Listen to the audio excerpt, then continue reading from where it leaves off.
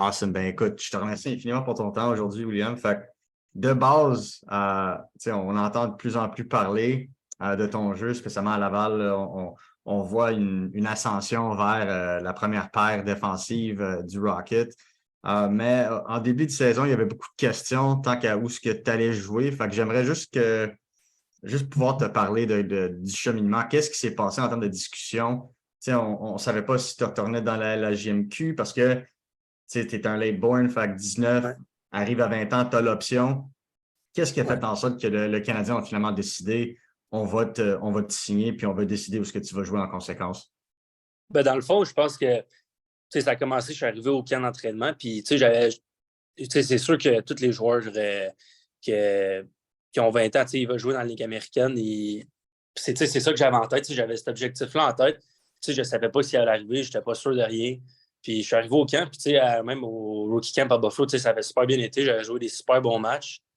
Puis l'organisateur, je pense que l'organisation était super contente de la façon que j'ai joué. Puis ça s'est poursuivi dans le fond au camp à Montréal, puis au camp de Laval.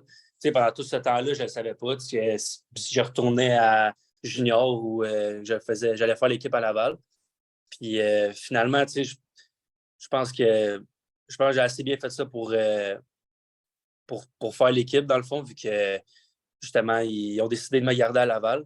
Puis j'ai signé mon contrat, dans le fond, pas longtemps après. Donc, je pense que tout c'était pendant tout ce temps-là du camp, puis tout ça, je pense que j'ai été super content. Puis ça finit avec une belle récompense. J'ai été capable de faire l'équipe à Laval, puis j'ai signé mon contrat d'entrée, dans le fond. Oui, exactement. Puis c'est ça qui aide beaucoup. C'est quand tu signes ce fameux contrat d'entrée, ben là, tu as un peu plus de flexibilité. Puis ça, c'est certain que dans ta situation, vu que c'est un contrat d'entrée, ils peuvent te faire jouer Ligue nationale, Ligue américaine, même la Ligue East Coast je pense que c'est la première ou deuxième année. Donc, là, tu arrives, tu signes, mais le premier obstacle, c'est qu'il y a 8 défenseurs dans l'alignement. Donc, tu as dû vraiment patienter pour avoir tes opportunités au début. Là, je me souviens, là, on se demandait qu'est-ce qui se passait. Et en plus, le Canadien procède à un échange pour aller chercher Nicolas Baudin. Fait que là, Ouais. tu ajoutes encore un autre gars de compétition. Qu'est-ce qui s'est passé par ta tête durant ce moment-là? Comment tu as pu traverser cette situation-ci? Parce que, faut se le dire, là, c'est beaucoup d'adversité directement à tes premiers pas dans la Ligue américaine. Ouais, non, c'est sûr, là, j'arrive là, c'est ma première année aussi, je pouvais pas tant m'attendre je pouvais pas m'attendre, dans le fond, à jouer tous les matchs, puis, c'est la réalité, là, dans le fond. Moi, je suis arrivé là, puis, dans le fond, mon objectif, c'est d'en apprendre le plus possible. Il y a beaucoup de vétérans, des très bons défenseurs qu'on a avec nous autres. Donc, moi, c'était surtout d'apprendre, puis de me donner à fond dans les pratiques, de m'entraîner le plus possible. Puis, quand je jouais des matchs, je me donnais à 100%, puis ça allait bien aussi. Là, c'est juste on était beaucoup de défenseurs, puis des fois, fallait que je saute mon tour. Puis je pense pas que je m'en faisais pas trop avec ça, vu que je savais que c'était ma première année, puis que c'était un cheminement. Puis, ouais, c'est ça que je pourrais dire pour ça. Ouais, écoute, on a regardé les matchs, là, c'était une des raisons pourquoi il y avait un peu de difficulté en début de saison. Là, c'était toujours du mouvement personnel, toujours in and out, que ce soit en attaque comme en défense. Mais au fur et à mesure, on dirait comme par lui-même, ça s'est juste arrangé parce qu'il y a eu tellement de blessures avec le Canadien, avec le Rocket, que des rappels, d'autres rappels de Trois-Rivières a fait en sorte que d'autres joueurs ont monté dans l'organigramme. Moi, je pense primordialement, on parle de toi en ce moment, là, mais il y a aussi ton ex-coéquipier avec Charlottetown maintenant, avec Laval, Xavier Simoneau, qui a Ouais, fait exactement la même chose. Là. Il a dû attendre la première semaine, 2 semaines, puis après ça, du quatrième trio direct sur le premier trio. Mais là, on voit un peu la même chose avec toi, où c'était in and out, troisième paire, mais là, on voit au fur et à mesure une ascension vers beaucoup plus de minutes et c'est là où ce que j'aimerais apporter la conversation. Là, on te regarde jouer sa première paire. C'est certain que côté offensif, les points commencent à rentrer, mais ça ne dicte pas vraiment la vraie allure du match. Ce qu'on voit plutôt est un jeu complet, qui est très rare pour 20 ans. Donc, moi, j'aimerais juste comprendre est-ce que tu as changé quelque chose? Ou que, tu t'as dit tantôt que tu étais là pour apprendre. As-tu appris quelque chose ou une couple de choses qui ont fait en sorte que ton jeu est devenu un cran plus complexe qu'elle était déjà dans le junior? Ben, tu sais, je pense que c'est de me mettre dans la tête que ben, quand je bouge mes pieds, il y a des belles choses qui arrivent. Puis aussi, c'est la confiance. Je pense que c'est un élément très important. Quand tu as beaucoup de confiance, que tu arrives sur la glace et tu es prêt à jouer, ben, ça l'aide beaucoup, là, dans le fond. Je pense que en ce moment, ça va super bien. Puis, Ouais. ouais, c'est ça. C'est ça. En fait, ce que je dirais, ça serait plus de bouger mes pieds. Je pense que c'est quelque chose. Puis, même il y a des gars dans l'équipe qui me le disaient. Ils me disaient, fais-toi confiance. Tu es capable de faire des jeux. Puis, je pense que c'est quand j'ai compris ça et que j'ai commencé à les faire pendant les matchs, c'est là que ça a débloqué un peu, je dirais. Ouais, puis tu sais, comme j'en parlais un peu aussi, là, parce que c'est. Quand on te regardait dans le junior, tu jouais quand même derrière quelqu'un d'important Ouais. dans son propre organigramme qui était un an de plus que toi en Cormier. Donc, c'est là où ce que je pose la question. C'est comme tu avais Lucas Cormier devant toi dans les juniors. Là, lui aussi est rendu dans la Ligue américaine. Mais on voyait comme une évolution dans ton jeu vers la fin de l'année passée. Puis ça s'est rendu en série aussi. Où ce que on dirait que tu sortais de ta coquille offensivement parce que tu commençais à avoir plus de confiance dans ton jeu. Est-ce qu'on le voit aussi? Est-ce que c'est ce même genre de cheminement qu'on voit cette année ou est-ce qu'il y a quelque chose de différent en termes du développement? Parce que, tu sais, on parle de confiance, on parle de croire dans ses habiletés, mais quand même avoir 8 points en 7 matchs consécutifs dans la Ligue américaine pour n'importe quel défenseur de 20 ans, c'est très rare. Ouais, non, ben, tu sais, c'est sûr. Tu sais, l'année passée aussi, j'avais une saison un peu en. Il y a des bouts que, tu sais, ça allait super bien. Puis, ouais, c'était en montagne russe un peu. Puis, tu sais, j'essayais tout le temps, je gardais le moral. Puis, quand c'était le temps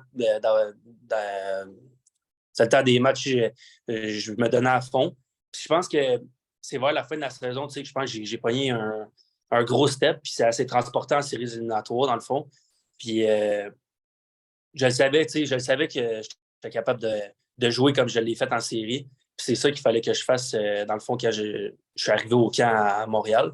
Puis je pense que tu sais, c'était la même game, dans le fond, que j'ai joué. Puis je pense que c'est ça ma game. Tu sais, je faisais des jeux offensivement, mais pas juste ça. Tu sais, j'étais dur à jouer contre, puis j'étais robuste. Donc, ouais, je pense que c'est ça que.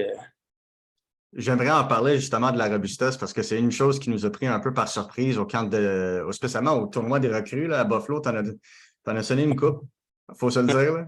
On s'attendait vraiment pas à ça et soudainement, boum! C'était qui? Ouais. Oh, c'était William. Wow, OK. Mais en retournant un peu regarder dans les rangs juniors, tu t'osais aussi. Là, on dirait qu'avec plus de régularité, plus de contact, tu deviens un peu plus apte à donner des mises en échec. Et c'est quand même pas nécessairement l'aspect le plus fort de ta game, mais c'est quelque chose que tu as vraiment pu ajouter à tes outils en tant que tel sur la glace. Donc, moi, je voulais juste en développer un peu plus parce que je l'ai vu un peu les derniers matchs. Là, je me demandais, est-ce que cet aspect-là est quelque chose que tu entrevois améliorer encore plus ou ajouter encore plus? Est-ce que c'est quelque chose qu'on t'a avisé d'ajouter à ta game ou est-ce que c'est quelque chose que tu as observé toi-même, que tu apprécies?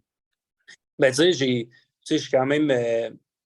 J'ai quand même une bonne shape. Tu sais, je pense que c'est tous les défenseurs, je pense que faut que tu sois capable d'appliquer des mises en échec. Dans le fond, là, faut que tu sois dur à jouer contre. Puis c'est quand je suis arrivé au camp, je sais, Bucky, le coach des défenseurs à Laval, je sais qu'il Ouais. aimait ça derrière le banc, puis il me le disait. Puis dans le fond, j'ai juste continué à faire la même chose.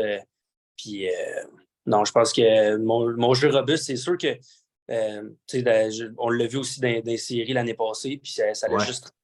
juste transmis dans le camp cette année. Puis c'est quelque chose, ouais, que je vais continuer à faire. Puis que c'est important. Tu sais, tous les gars sont gros, sont vite. Donc, d'être capable de les arrêter, c'est quelque chose d'important. Puis je pense l'autre aspect, c'est, tu sais, on parlait de la robustesse qui a changé, mais aussi de confiance dans tes habiletés. C'est quoi que tu penses que tu as le plus démontré en termes de tes habiletés offensives? Tu sais, tu parles de bouger tes pieds, mais quand tu es en zone offensive, c'est quoi qui fait en sorte que tu es dangereux, selon toi, à chaque présence? Je dirais que je suis capable, mettons, repérer l'espace libre, Ouais. juste aller mettons, en arrière de mon attaquant qui me surveille. Des fois, je sais pas, je vois l'espace puis j'y vais. Je pense que c'est ça, c'est de bouger la rondelle puis de sauter dans l'espace libre. C'est dur à défendre aussi pour la bourde défensive quand tu es capable de les faire bouger puis tu sais jamais t'es où. Donc ça, c'est quelque chose, je pense que je fais super bien puis que je vais continuer à faire puis à m'améliorer là-dedans. Oui, absolument. Tu sais, cette espèce de swarm qu'on fait là, quand en fait, tous les joueurs sont en mouvement, là, c'est vraiment là où que la game s'en va, puis ça fait déborder beaucoup de défensives. Puis ça, en Ouais, fait, qui ouvre le jeu pour tes coéquipiers en même temps. C'est comme moi, quand j'observais, je me disais QI hockey. Capacité de juste voir la game puis exécuter. Fait que les espaces libres, tu sais, ça rentre là-dedans. Mais il y a une autre chose que moi, je voyais que je voulais discuter un peu avec toi, c'était dans les rangs juniors, spécialement en série, ton tir. Ça, ouais, je voulais t'en parler parce que, tu sais, encore une fois, déjà, avoir 11 points en 31 matchs à 20 ans, c'est quelque chose là, dans la Ligue américaine. Mais en les séries l'année passée, je t'ai vu avoir un peu plus de confiance dans ton tir. Quand même 7 buts, 7 gros buts en 14 matchs, c'est intéressant. Fait que j'aimerais juste t'entendre là-dessus. Est-ce que c'est quelque chose que tu entrevois essayer d'utiliser un peu plus souvent? Parce que quand même une garnotte là, quand tu veux l'utiliser. ouais, non, c'est sûr. Puis, je pense que c'est juste de la répétition puis de trouver des lignes de tir aussi. Je veux pas tout le temps forcer le tir dans le fond quand je suis à la ligne bleue. Mais c'est sûr, quand j'ai l'opportunité, c'est sûr que je vais essayer de tirer. Puis c'est quelque chose que j'ai quand même travaillé beaucoup. Puis en ce moment, c'est quelque chose que je peux utiliser puis qui peut être dangereux quand on est en zone offensive, dans le fond. Puis, tu sais, je t'en parlais tantôt, jouer derrière quelqu'un comme Lucas Cormier. Là, tu es rendu ici. Puis, on regarde l'organigramme du Canadien. La force de la défensive ou de l'organisation au complet, c'est les défenseurs gauchers. Il y en a une quantité industrielle avec le Canadien de Montréal. Il y en a déjà une coupe aussi avec Laval, puis il y en a d'autres qui s'en viennent des rangs universitaires et d'Europe. Fait que ma question pour toi, c'est comment est-ce que tu vois ce challenge-là de figurer parmi, mettons, 10 espoirs pour un futur probable dans la Ligue nationale? Comment est-ce que tu essaies de négocier ta position dans cet organigramme-là? Ben, tu sais, j'essaie de pas trop penser à ça puis de me concentrer surtout sur moi. Je veux pas commencer à voir trop loin puis voir qu'est-ce qui pourrait se passer dans une couple d'années, dans le fond. Je pense que en ce moment, ça va super bien. Je me concentre sur mon jeu puis je regarde pas trop les autres. Je me concentre sur ce qui va bien, puis je continue à le faire. Ce qui va moins bien, je travaille dessus puis j'essaie de m'améliorer. Mais ouais, je suis très d'accord. Il y a beaucoup de défenseurs, surtout gauchers. Donc, moi, je vois plus ça comme un challenge. Là. Voilà. Ouais, puis de prouver aussi que j'ai ma place. Là. Ben écoute, tu sais, si on se fie aux derniers 6 mois, challenge accepted. Ouais, C'est certain que passer de défenseur auxiliaire au premier défenseur du club, ça prend de la progression, ça prend de l'amélioration, puis ça prend de la confiance. C'est là où ce que j'aimerais, comme apporter la conversation, c'est que, il y a beaucoup de pratiques où ce qu'on voit l'équipe de développement du Canadien de Montréal sur la glace avec vous autres. J'en ai parlé une couple de fois avec Justin Barron par le passé, puis je voulais aussi t'en parler aussi, vu que vous étiez les deux plus jeunes, un des deux des deux plus jeunes de l'équipe, juste te parler de qu'est-ce qu'ils ont fait pour aider ta game. Parce que j'imagine que quand tu fais des choses pas bien, ils vont venir te voir pour te donner des trucs pour t'améliorer. Donc, moi, je voulais juste savoir si tu étais capable d'aller un peu plus en détail avec leur rapport à ton développement cette année. ouais, mais dans le fond, c'est sûr qu'on les côtoie souvent. Puis cet été, moi, je m'entraînais puis je pratiquais à Brossard. Ouais. Puis donc, j'avais tout le temps, il y avait Adam, il était là avec nous autres, sur la glace, c'est lui qui faisait les pratiques. Puis je pense que c'est quelque chose que juste de m'entraîner là puis de patiner avec lui cet été, ça a été quelque chose qui a été très bénéfique. Tu sais, pas juste pour moi, mais moi puis Xavier, tu sais, on s'en Ouais. parlait. Puis on se disait, crime, qu'il faut retourner là. Tu sais, on a tellement eu une belle été, c'était le fun. Puis c'est ça, la glace, on s'est tellement amélioré. C'est parce on sortait tout le temps de notre zone de confort. Je pense que c'est ça qui a fait en sorte tu sais, qu'on était plus à l'aise en situation de match de faire ces mouvements-là, puis avec la rondelle, que ce soit avec ou sans la rondelle, tu sais. Puis non, ça pour ça. Puis après ça, tu sais, Francis Bouillon, ça, on a une belle chimie. Tu sais, lui aussi, il venait souvent à Brossard cet été, puis il embarquait sur la glace, puis tu sais, il me donnait des trucs, tu sais, des affaires qu'il voyait. Tu sais, jouer dans la Ligue nationale, je vais l'écouter, puis je vais travailler sur ce qu'il me dit. Puis non, je pense qu'il les aide beaucoup. Ouais, écoute, tu sais, j'en ai parlé avec d'autres sports aussi, là, certains qui ne sont pas tu sais, dans la région de Montréal. Adam Nicholas, des fois, il va l'envoyer des vidéos de leur shift pour Ouais. il va faire des vidéos et il va commenter sur chaque présence en temps réel, puis il l'envoie, mettons. Ça, j'imagine, j'imagine qu'il ne fait pas ça pour vous autres, là, c'est plus sur la glace avec vous autres ou est-ce qu'ils envoient quand même des vidéos? Euh, je ne sais pas si c'est pour tout le monde d'envoyer des vidéos, mais tu sais, mettons, ils montrent des vidéos comme comment je pourrais dire ça, comme sur le power play, regarde les Ouais. pieds de ce joueur-là, qu'est-ce qu'il fait. Puis sinon, tu sais, il vient quand même souvent à la balle. Des fois, on va travailler des choses après la pratique, on va faire un petit peu d'extra, juste des mouvements. Puis non, ouais, il s'accroche. Ouais, c'est quand même quelque chose, là, écoute, j'ai parlé à des espoirs qui sont avec le Canadien, avec Laval, dans les rangs universitaires, juniors, tout le monde me dit la même chose. Ouais, Une des choses, puis je voulais juste y aller un peu plus en détail parce que c'est un aspect que j'aime, un. Deux, qu'on n'a pas eu à Montréal depuis longtemps une équipe de développement aussi bien garnie. Et trois, l'impact que ça a eu dans ton jeu parce que tu parles de tes mouvements, tu parles de ton anticipation, mais durant cette entrevue-là, tu as parlé de ces deux choses-là comme étant deux choses que tu as vraiment améliorées. Donc, tu as parlé aussi de cet été étant un gros été qui t'a permis de prendre le step-up que tu as eu. Fait que j'aimerais, pas nécessairement une question piège, là, mais j'aimerais juste apporter un peu plus de focus sur l'impact d'Adam dans ton jeu dans les 6 à 7, disons, derniers mois. On parle de mouvement, on parle d'anticipation de jeu, de lecture de jeu. Est-ce qu'il y a d'autres choses qui ont pu t'aider à améliorer de ta game? ben tu sais, tu sais, mon patin puis comment je pourrais dire ça, tu sais, mettons mes 3 premiers steps, mais mon Ouais. explosion, tu sais, c'est vraiment quelque chose que j'ai travaillé, ben, qu'il a fallu que je travaille, tu sais, je sais, j'étais pas le plus vite, mais tu sais, j'étais pas le plus lent non plus. Mais tu sais, tu sais, il m'a montré aussi des techniques de patin, tu sais, des pivots, des choses comme ça genre sans croiser, je sais pas si c'est comprend un peu, Oh mais ouais, ah des ouais, mais crossovers. ouais, c'est des affaires, c'est toutes des choses comme ça on avait fait pendant l'été puis pendant le camp d'entraînement, Développement. développement, ouais. Puis non, tu sais, c'est des affaires que j'ai quand un coup que tu fais de la répétition puis un coup que tu as appris, ben, tu sais, c'est quelque chose que d'apporter dans ta game, là, c'est vraiment bénéfique en tant que joueur. Puis à part ça, tu sais, ça glace cet été. Je vais remettre aussi de l'emphase dans trouver l'espace libre, mais on faisait beaucoup des drills comme que c'était ça l'emphase. Genre, c'est de trouver l'espace libre, puis de jumper dedans. Puis, fait que, tu sais, je pense que c'est quelque chose ben, qui m'a super amélioré en situation de match. On faisait tout le temps c'était comme des situations de match. Fait que quand tu arrives dans une game, ben, c'est plus facile d'appliquer.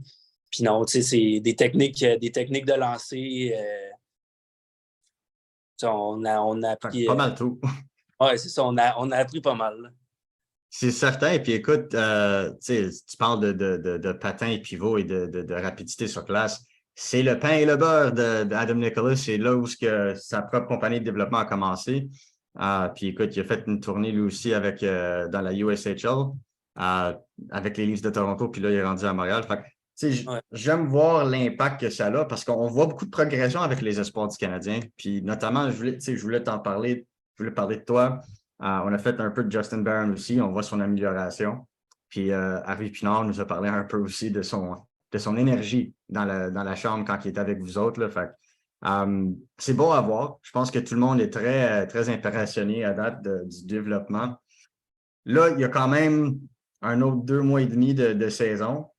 Votre bonne performance durant les dernières 6 semaines vous a remis dans la course pour les séries. Fait que, question assez facile, là, le petit lay-up. C'est quoi tes buts en ce moment? Comment tu pourrais aider le club à atteindre les séries cette année? Personnellement, ça?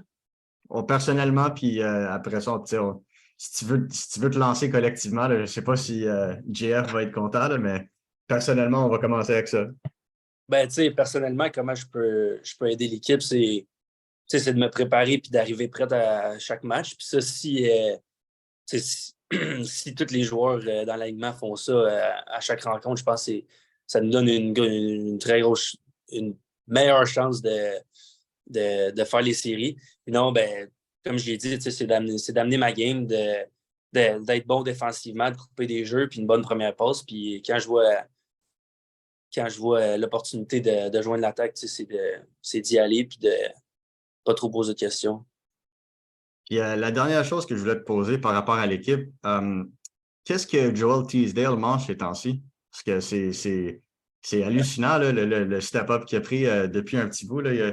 Quand même intéressant de le voir jouer. Là. J'ai parlé un peu avec le play-by-play du Rocket, Anthony Marcotte, puis il fait que vanter son jeu, et le tien, bien sûr, là, mais que vanter le momentum que beaucoup d'autres jeunes ont pris. Tu sais, que tu vois un gars comme ça, toutes ses blessures, il revient, il joue, tu commences là, mais il joue très bien maintenant. Comment ça se sent dans la chambre quand tu vois un joueur comme ça vraiment prendre son step-up? Ah, on est tous, je pense qu'on est tous très contents de le voir performer comme ça. Au début de l'année, il était in and out du line-up aussi. Puis quand il a commencé à jouer tous les matchs, on l'a vu, il prenait de la confiance. Puis là, en ce moment, il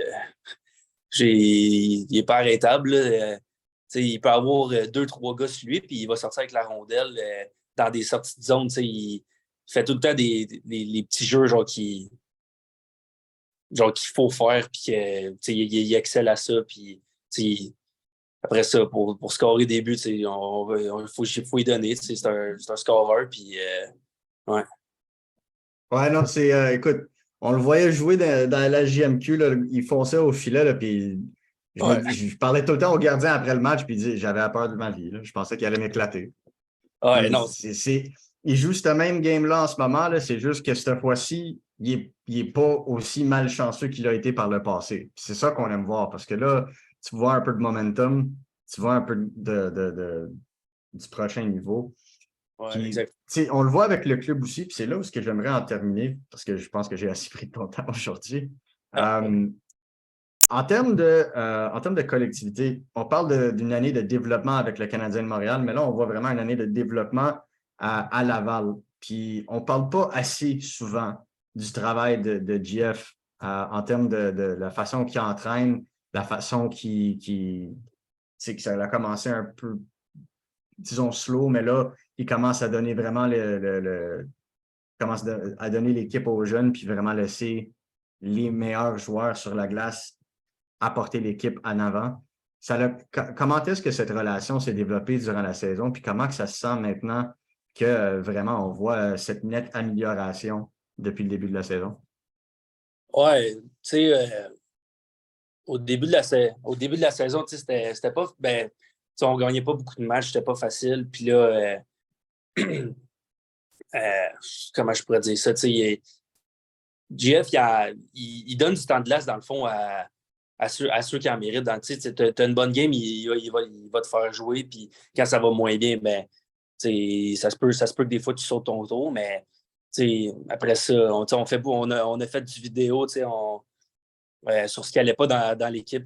On avait beaucoup de petits détails dans une game qui font une grosse différence. Des fois, que genre, ça ne marchait pas tout le temps. Puis on a fait du vidéo là-dessus, puis on a appris beaucoup en tant qu'équipe. Puis quand on a compris, on a tout compris c'était quoi notre rôle, puis comment améliorer ces petits détails-là, c'est là qu'on a vu une différence dans notre façon de jouer en tant qu'équipe. C'est là que je pense que on va mieux qu'au début de la saison. Puis je pense Ouais. qu'il reste beaucoup. Puis il faut continuer à bâtir là-dessus, puis continuer à faire ce qu'on fait de bien, puis améliorer ce qu'on fait un peu de moins bien.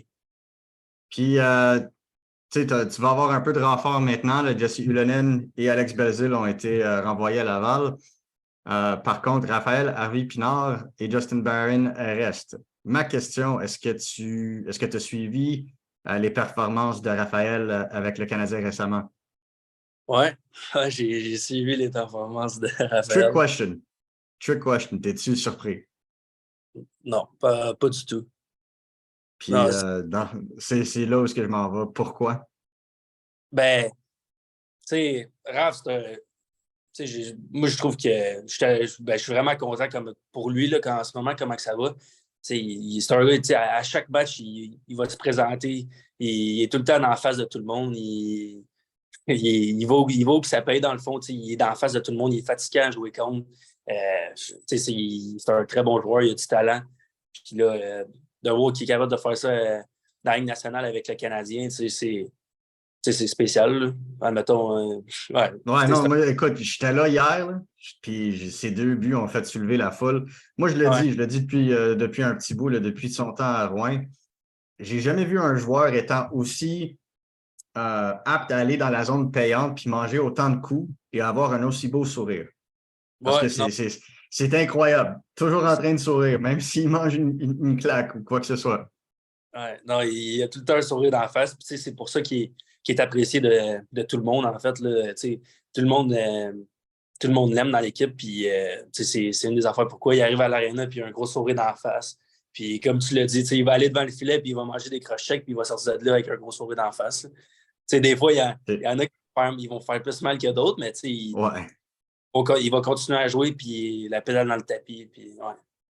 Ben, écoute, en regardant la façon que les choses vont en ce moment, là, je ne sais pas combien de matchs Raph risque de jouer de l'autre côté de la ligne orange, mais on va se dire, à date, la façon que les choses vont à Laval, je pense que les partisans sont très au courant de ce qui se passe. Là. Écoute, pour une équipe de la Ligue américaine, le Rocket de Laval a une très belle foule de Ouais. partisans quasiment à chaque soir.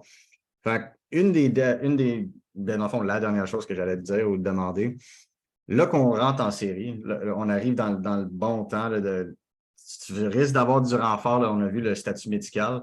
Yann Michak est proche aussi d'un retour. Donc là, le but est d'aller devant en série. Collectivement, puis c'est pas une trappe, là, collectivement, qu'est-ce que tu penses qui va faire en sorte que vous allez être capable de traverser les prochains 5 à 6 semaines puis percer pour arriver dans des séries? Je pense que c'est à ce moment-ci de l'année, toutes les équipes ils veulent faire les séries. Puis à ce moment-ci de l'année, c'est là que ça.